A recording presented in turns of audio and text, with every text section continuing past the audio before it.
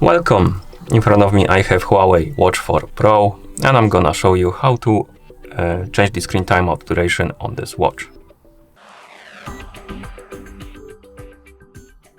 First we need to wake up the screen on our watch, and you can do it by pressing the crown button.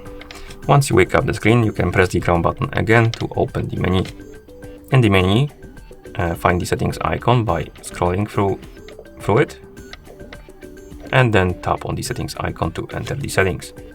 Now scroll through settings and find the option called display and brightness. Once you find it, tap on it. Here scroll down and find the option called sleep.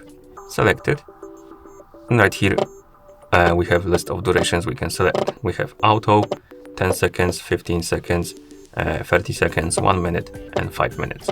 So select the duration you would like to use, for example 15 seconds, and then tap on OK. And now my screen will turn off automatically after 15 seconds of an activity.